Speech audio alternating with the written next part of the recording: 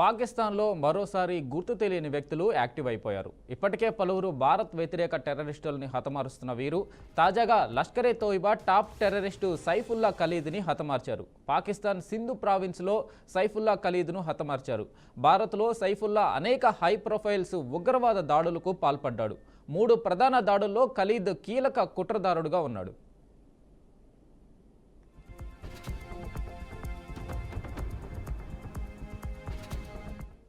2001లో Rampur CRPF శిబిరంపై దాడి, 2005లో Bengaluru Indian science Congress దాడి, 2006లో Nagpur RSS కార్యాలయంపై దాడుల్లో ఈయన కీలక నిందితుడు. 5 ఏళ్ల వ్యవధిలో లష్కరే తోయిబా ఉగ్రదాడుల్లో అనేక మంది ప్రాణాలు కోల్పోయారు. సైఫుల్లా ఖలీద్ వినోద్ కుమార్ అనే మారుపేరుతో చాలా ఏళ్లు నేపాల్లో నివసించినట్లు సమాచారం. స్థానిక మహిళ నగ్మా బానును వివాహం కూడా చేసుకున్నాడు. నేపాల్ కేంద్రంగా లష్కరే కార్యకలాపాలను కోఆర్డినేట్ చేశాడని, రిక్రూట్మెంట్, లాజిస్టిక్ సహాయంలో కీలక పాత్ర పోషించినట్లు తెలుస్తుంది. ఇక దీనిపై పూర్తి సమాచారం మా అవుట్పుట్ ఎడిటర్ వెంకట్ అందిస్తారు. వెంకట్, చెప్పండి. లష్కరే తోయిబా టాప్ కమాండర్ సైఫుల్లా ఖలీద్ హతమయ్యాడు. పాకిస్తాన్ సింధు ప్రావిన్స్ లో కొంతమంది గుర్తిన వ్యక్తులు ఆయన చంపినట్టుగా తెలుస్తూ ఉంది.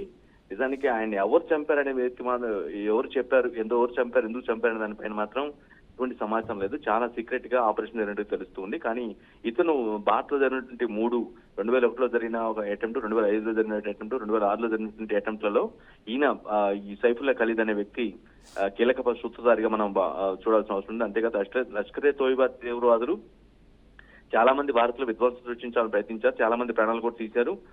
అంటే సూసైడ్ బాంబర్స్ గా కొంతమంది, లేదంటేనేమో బ్లాస్టింగ్లకు పాల్పడటం, అంటే జమ్మూ కాశ్మీర్ లో ఉగ్రచర్యలకు పాల్పడటం. లష్కరే తోయిబా చెందినటువంటి ఉగ్రవాద సంస్థ అంటే మా భారత్ లో చాలా అంటే పాకిస్తాన్ లో చాలా ప్రభావవంతమైనటువంటి ఉగ్రవాద సంస్థలు లష్కరే తోయిబా ఒకటిగా మనం భావించాల్సిన అవసరం ఉంటుంది. సో ఈ తోయిబా టాప్ కమాండర్ సైఫుల్లా ఖలీద్ ఎవరైతే 3 హై ప్రొఫైల్ కేసుల్లో, భారత్ లో జరిగినటువంటి 3 హై ప్రొఫైల్ కేసుల్లో కీలక సూత్రధారిగా ఉన్నారు. ఇద్దరిని గుర్తిన వ్యక్తులు హతమార్చారు. సో ఇది ఎందుకు చేశారు ఏంటనేది మాత్రం ఇప్పటికీ క్లారిటీ లేదు. ఎందుకంటే భారత వ్యతిరేక తీవ్రవాదులు ఎవరైతే ఉన్నారో వారిని ఈ మధ్య 1 by 1 హతమార్చుకునే పరిస్థితి కనిపిస్తుంది. ఓవరాల్ గా సైఫుల్లా ఖలీద్ హతం మాత్రం కొంతమేరకు భారత్ కి కొంత ఊరటంగా భావించాల్సిన అవసరం ఉంటుంది. ఎందుకంటే అతను లష్కరే తోయిబా సంస్థని బాగా యాక్టివేట్ చేస్తున్న పరిస్థితి కనిపిస్తుంది. గతంలో కూడా ఆ సంస్థ ద్వారా చాలా యాక్టివ్ గా ఉండి చాలా మంది ప్రాణాలు తీసినటువంటి పరిస్థితి, బాంబ్ బ్లాస్టులు కావచ్చు, లేదంటే ఇంకోటి ఉగ్రచర్యల్లో కీ హ్యాండ్ అనేది అందరికి తెలిసిన విషయమే. సో ఇతని కోసం భారత్ చాలా అన్వేషించింది. కానీ పాకిస్తాన్ లో దాక్కొని స్లీపర్ సెల్స్ ద్వారా, లేదంటే ఉగ్రముఖుల ద్వారా భారత్ లో విధ్వంసం సృష్టించే ప్రయత్నం చాలా చేశాడు. సో అటువంటి వ్యక్తిని ఎటకెళ్ళి కొంతమంది గుర్తిన వ్యక్తులు హతమార్చినట్టుగా తెలుస్తుంది. యాక్చువల్ రీజన్స్ అని మాత్రం ఇప్పుడు కూడా తెలియట్లేదు. బట్ ఇటీవల కాలంలో మాత్రం భారత్ వ్యతిరేక తీవ్రవాదం వరుసగా 1 by 1 చనిపోతున్న పరిస్థితిగా, హత్యకు గురవుతున్న పరిస్థితి కనిపిస్తూ ఉంది. Venkatesh. Right Venkat, thank you.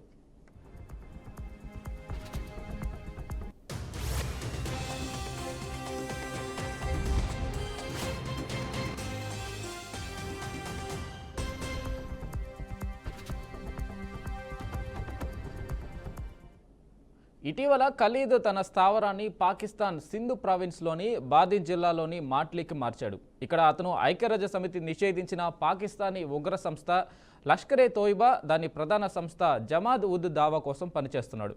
ఇదిలా ఉంటే గత వారం జమ్మూ కాశ్మీర్లో లష్కరే తోయిబా ఉగ్రవాదుల్ని భద్రతా బలగాలు మట్టుపెడుతున్నాయి. ఆపరేషన్ కమాండర్ షాహిద్ కుట్టాయితో సహా 3 లష్కర్ ఉగ్రవాదుల్ని కాశ్మీర్ షోపియాన్ జిల్లాలో భద్రతా బలగాలు ఎన్కౌంటర్ చేశాయి.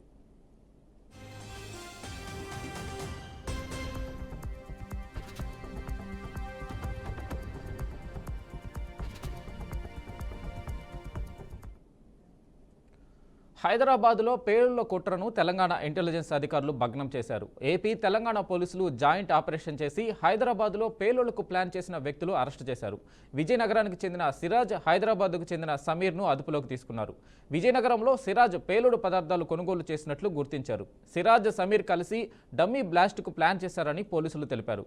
సౌదీ అరేబియా నుండి సిరాజ్, సమీర్కు ఐసిస్ మాడ్యూల్ ఆదేశాలు ఇచ్చిందని ఇంటెలిజెన్స్ పోలీసులు వివరించారు.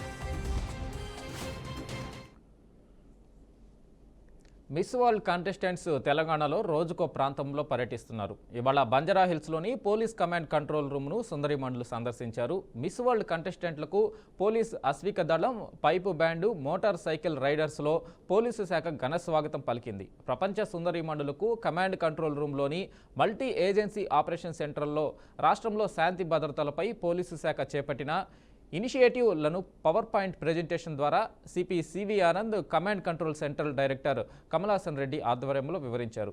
దేశంలోనే తెలంగాణ పోలీసుకు చెందిన 80,000 మంది నిరంతరం శాంతి భద్రతలో నిమగ్నమై అత్యున్నత పోలీసుగా నిలిచిందని అందాల బామలకు తెలిపారు. అనంతరం మిస్ వరల్డ్ బ్యూటీలు సెంటర్లో ఉన్న పరికరాలను ఆసక్తిగా తిలకించి వారికున్న డౌట్లను పోలీసు వారిని అడిగి తెలుసుకున్నారు.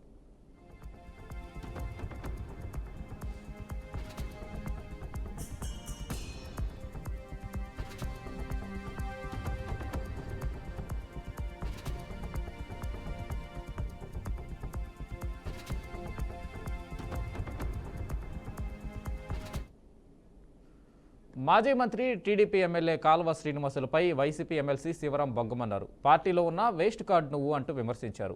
హంద్రినీవా కాలువ ఏర్పాటు ఎవరి హయాంలో జరిగింది అనే దానిపై చర్చకు సిద్ధమా అని సవాల్ విసిరారు. ఉరవకొండలో చంద్రబాబు వేసిన శిలాఫలకాల వద్దే చర్చ పెట్టుకుందామన్నారు. ఈ నెల 22 నుండి 24 మధ్య ఎప్పుడైనా చర్చకు సిద్ధమని తేల్చి చెప్పారు. కాల్వ శ్రీనివాసులు గారు ప్రెస్ మీట్ పెట్టి దాంట్లో ఈ హెచ్ఎన్ఎస్ఎస్ సంబంధించి మొన్న మధ్యనే మేము ఇచ్చిన దానికి బదులుగా ఆయన కూడా మాట్లాడడం జరిగింది. అందులో మొట్టమొదటిగా మాట్లాడాల్సింది ఆయన మాట్లాడుతూ వైఎస్ఆర్ పార్టీలో శివరామరెడ్డి వేస్ట్ కార్డు మరి ఆయన స్థాయి ఏమో ఒక పార్టీలో ఏమో తెలుసుకోవాలని చెప్పి చెప్పడం జరిగింది. ముఖ్యంగా మా సోదరులు 3 ఎమ్మెల్యేలు ఉన్నా మళ్ళా నాకు ఇచ్చిన ఎమ్మెల్సీ ఇచ్చిన దాంట్లో ఒకే ఒక రెడ్డికి ఇస్తే దాంట్లో రాష్ట్రం మొత్తంగా ఆ రెడ్డిగా నేనున్నాను అంటే జగన్మోహన్ రెడ్డి గారు గుర్తించినట్ల ఒకసారి కాల్వ శ్రీనివాసులు గారు ఆలోచన చేసుకోవాలి. లాస్ట్ టైం చీఫ్ విప్ గా ఉన్నాడు, మళ్ళా మంత్రి అయినాడు, మొన్న ఈసారి కూడా నేనే మంత్రి అవుతానని చాలా మందితో నాతో కూడా అన్నారు, ఆయనే మంత్రి అవుతున్నారని చెప్తున్నారని. మరి మంత్రి పదవిని ఇవ్వలేదు, చీఫ్ విప్ స్థాయి లేకోకుండా మళ్ళా విప్పే ఇచ్చినారంటే మరి మీరు పార్టీకి వేస్ట్ కాడా ఒకసారి మీరు ఆలోచన చేసుకోవాల్సిన అవసరం ఉంది. నన్ను కాదు అనాల్సిన అవసరం ఉంది. మా పార్టీలో ఏ ఒక్కరు ప్రతి వాళ్ళకి అన్ని. వనపర్తి జిల్లా కేంద్రంలోని క్యాంపు కార్యాలయంలో మాజీ మంత్రి నిరంజన్ రెడ్డిపై ఎమ్మెల్యే తూడి మేఘారెడ్డి మండిపడ్డారు. గద్వాల జిల్లా చెందూరు గ్రామంలో బినామీల పేర్లపై ఉన్న భూమిని మాజీ మంత్రి నిరంజన్ రెడ్డి కబ్జా చేయడం నిజమేనని రుజువైందని ఎమ్మెల్యే అన్నారు. దీంతో రెవెన్యూ అధికారులు ఆక్రమణదారులకు నోటీసులు జారీ చేశారన్నారు. భూ కబ్జాలకు పాల్పడ్డ నిరంజన్ రెడ్డిని బీఆర్ఎస్ పార్టీ నుంచి సస్పెండ్ చేయాలని ఎమ్మెల్యే మేఘారెడ్డి డిమాండ్ చేశారు. అప్పుడు హైదరాబాద్ లో ఒక బీజేపీ నాయకుడు, ఇప్పుడు ఆయన ఎంపీ ఉన్నారు, ఆయన ప్రెస్ మీట్ పెట్టి అప్పుడు తెలంగాణ రాష్ట్రానికి వ్యవసాయ శాఖ మంత్రి ఉన్న నిరంజన్ రెడ్డి గారు ఈ కృష్ణానది ఒడ్డున ఈ భూ కబ్జాలు చేస్తున్నారు.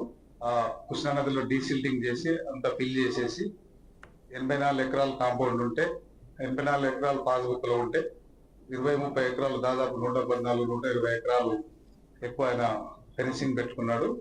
దాని మీద ఎంక్వైరీ చేయాలని ప్రెస్ మీట్ పెడితే నిరంజన్ రెడ్డి గారు ప్రెస్ మీట్ పెట్టి హైదరాబాద్ లో ఉన్న విలేకరులందరినీ ఏసీ బస్సులు పెట్టి కృష్ణానదికి తీసుకొస్తా, మీకు అందరికి చూపిస్తా, నేనేం తప్పు చేయలేదు, ఒకవేళ తప్పు చేస్తే మీరే విన్నారని, ఆ పేడ మీద ఉన్న తినాలి, అది తినాలి, ఆ వర్షం నాకు రావు, అదే వాళ్ళ విజ్ఞత బదులు పెడుతున్నా ఆయనే అన్నాడు.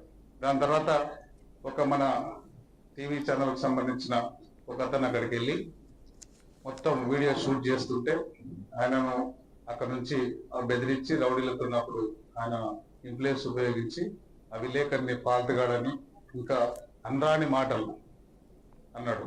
దాని తర్వాత మార్చి 9th రోజు మేము కూడా బీఆర్ఎస్ పార్టీకి రిజైన్ చేసినప్పుడు సల్గలాపూర్లో ప్రెస్ మీట్ పెట్టి దాన్ని మేము కూడా చెప్పినాం, మేము బీఆర్ఎస్ పార్టీ నుంచి రిజైన్ చేస్తున్నాం. ఎందుకు చేస్తున్నామంటే వనపర్తికి ఒక చరిత్ర ఉంది, ఆ వనపర్తి చరిత్రను సురవరం ప్రతాప్ రెడ్డి గారు కానీ స్టార్ట్ చేస్తే, రాణి కుమిదిని దేవి గారిని స్టార్ట్ చేస్తే అప్ టు చిన్నారెడ్డి గారి వరకు వనపర్తికి ఉగ్రవాదంతో అంటకాగుతూ భారత్పై విషం చిమ్ముతున్న పాకిస్తాన్ను అంతర్జాతీయ వేదికపై ఎండగట్టేందుకు 7 అఖిలపక్ష బృందాలను విదేశాలకు పంపనున్నట్లు భారత ప్రభుత్వం ప్రకటించింది. దీంతో పాక్ సైతం ఇదే రకమైన చర్యలు తీసుకోనున్నట్లు అక్కడి ప్రభుత్వ వర్గాలు తెలిపాయి. భారత్ తమపై చేసిన దాడుల గురించి విదేశాలకు వివరించడానికి మాజీ విదేశాంగ మంత్రి బిలావల్ భుట్టో నేతృత్వంలో ఓ బృందాన్ని పలు దేశాలకు పంపేందుకు ప్రణాళికలు రచిస్తున్నట్లు తెలిపాయి. సరిహద్దుల్లో ఉద్రిక్తతలపై America, UK, Belgium, France, Russia వంటి దేశాలకు తమ వైఖరిని తెలియజేయడానికి సిద్ధమవుతున్నట్లు పాకిస్తాన్ డిప్యూటీ సీఎం ఇషాక్ దార్ వెల్లడించారు. ఈ ప్రతినిధి బృందంలో మాజీ డిప్యూటీ విదేశాంగ మంత్రి హీనా రబ్బానీ కార్, మాజీ రక్షణ మంత్రి ఖుర్రం దస్తగిరి ఖాన్, మాజీ విదేశాంగ కార్యదర్శి జలీల్ అబ్బాస్ జిలానీ సభ్యులుగా ఉన్నట్లు స్థానిక మీడియా వర్గాలు తెలిపాయి. పాక్ ప్రధాని షహబాజ్ షరీఫ్ తమ బృందానికి నాయకత్వం వహించాలని తనను కోరినట్లు భుట్టో సోషల్ మీడియా వేదికగా పేర్కొన్నారు.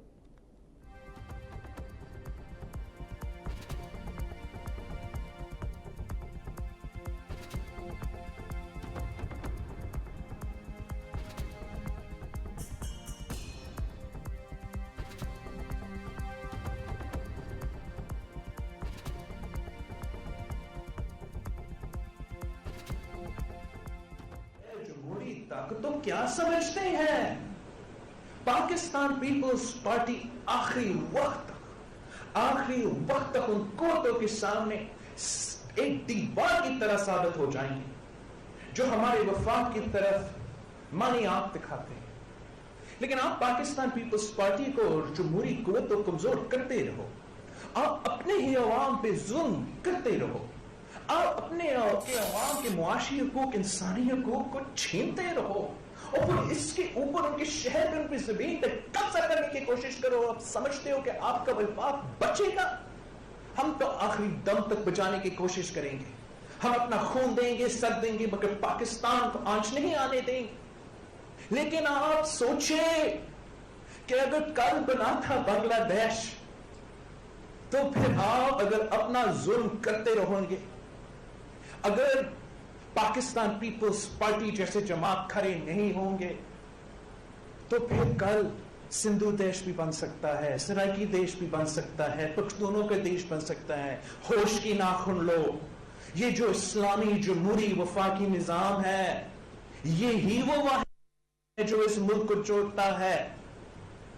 इस हुकूमत और ये जो गैर जमहूरी कुव्वतों सिलेक्टर्स इसके पीछे हैं, मैं उनको पैगाम भेजना चाहता हूं कि आप होश के नाखून लो, अपने अवाम का ख्याल रखें।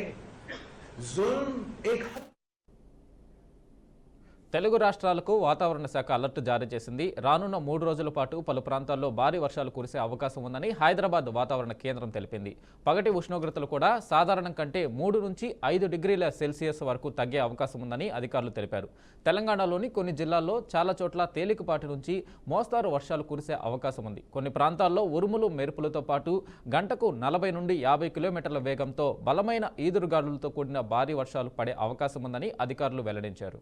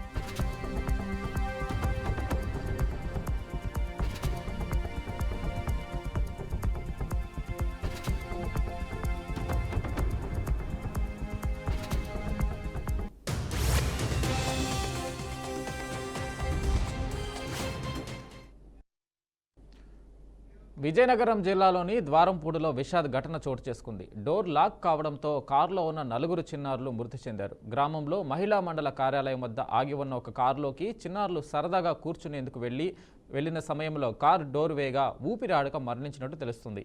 ఉదయం 4 చిన్నారులు ఆడుకునేందుకు బయటకు వెళ్లారని, తల్లిదండ్రులంతా ఉదయం నుండి వెతికినప్పటికీ కనిపించలేదని కుటుంబ సభ్యులు తెలిపారు. కాసేపటి తర్వాత పిల్లలు విగత జీవులుగా కారులో కనిపించడంతో తల్లిదండ్రులు కన్నీరు మున్నీరుగా వెలిపిస్తున్నారు.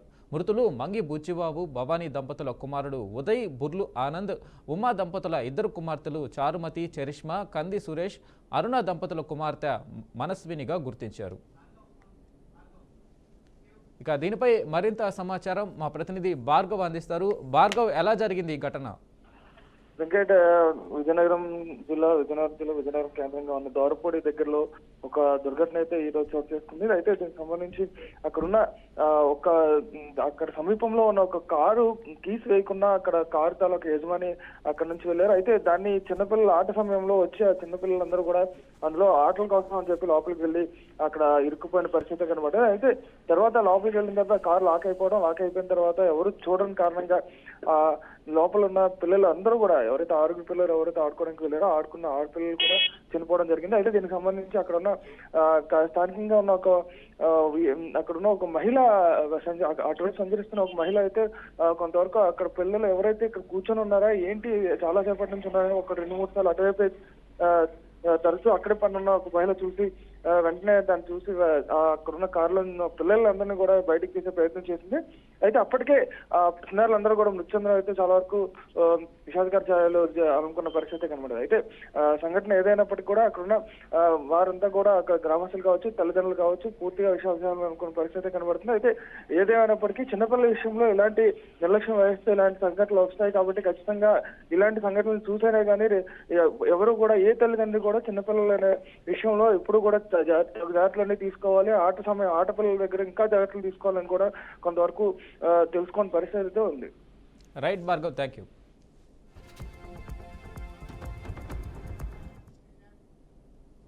ఇవి bulletin updates. Keep watching BRK news.